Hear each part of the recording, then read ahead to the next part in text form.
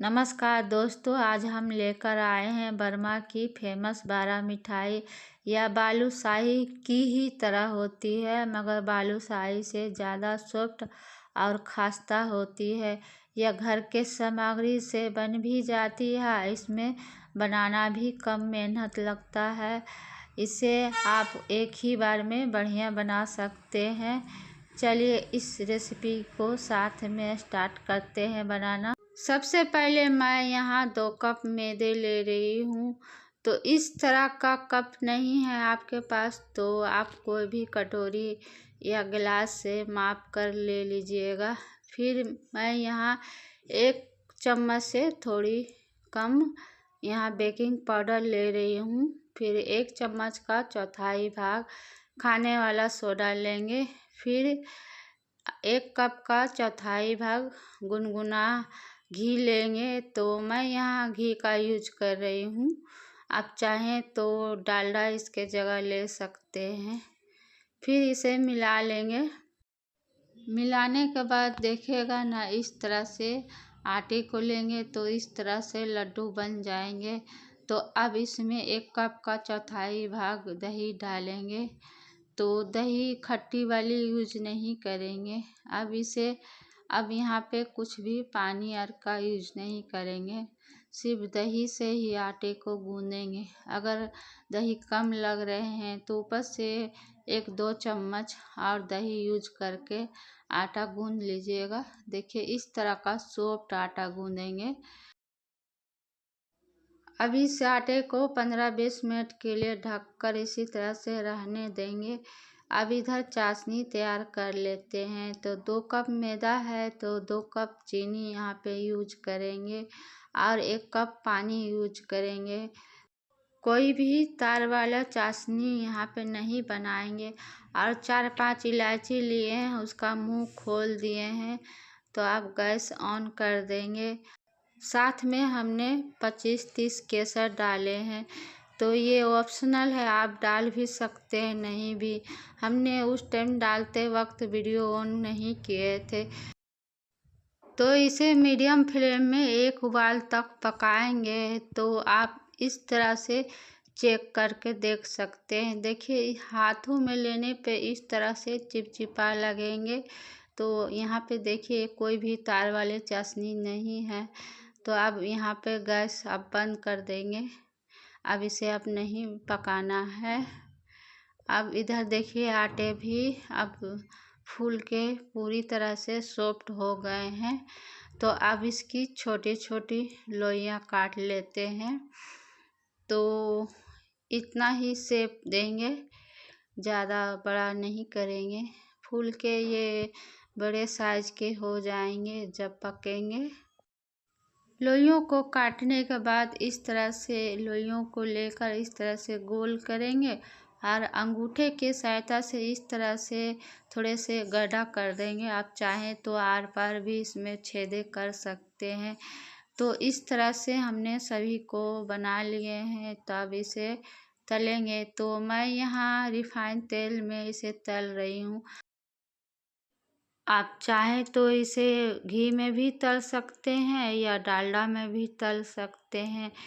तो तेल हल्का गरम करके ही तलेंगे। तो अब इसे एक एक करके डाल देंगे। तो आँच दम धीमी ही रखेंगे, जैसे हम गुलाब जामुन तलने के लिए रखते हैं उसी तरह से इसे भी तलेंगे।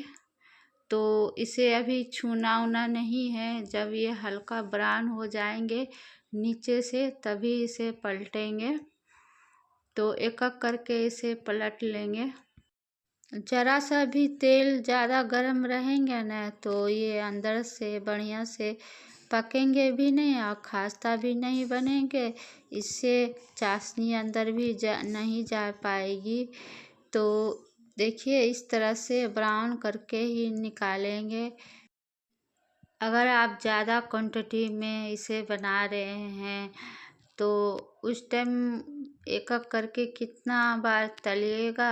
तो आप ज़्यादा कढ़ाई में तेल डालकर और ज़्यादा पीसेस डालकर मीडियम फ्लेम में तल लीजिएगा। तो जल्दी फ्राई हो जाएंगे। तो देखिए हमने इस तरह से सभी मिठाइयों को तल लिए हैं। इधर देखिए चाशनी ठंडी हो गई है, तो गैस ऑन करके ना इसे गर्म कर लेंगे। गर्म हो जाने के बाद ही एक एक करके इस मिठाई को डालते जाएंगे और ऊपर से भी चाशनी डालेंगे, तो ये अच्छी तरह से अंदर तक चाशनी जाएगी मिठाई में।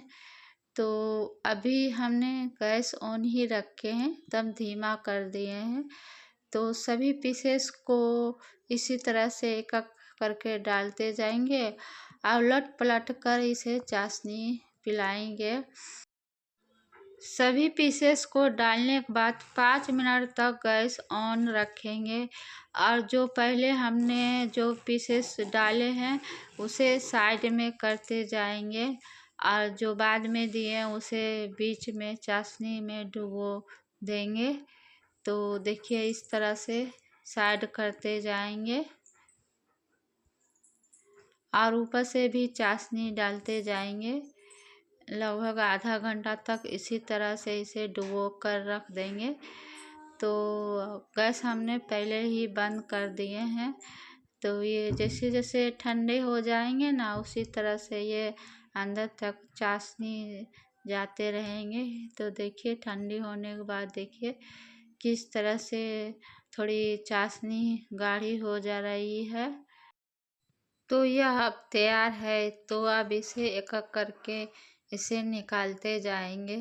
दीपावली में हमें समय की कमी के कारण हमें ज़्यादा मेहनत वाली डिशेस नहीं बना पाते हैं।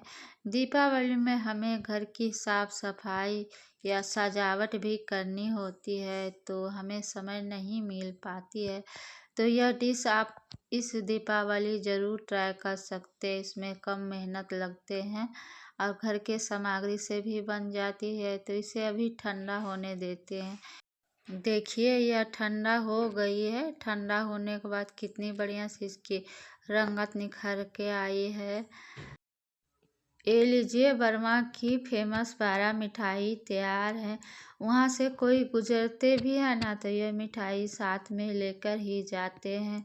तो हमने पहले इसे पिस्ते से सजा दिए हैं, फिर हमने तोड़े हैं। तो देखिए कितनी जालीदार खास्ता यह मिठाई बनकर तैयार है।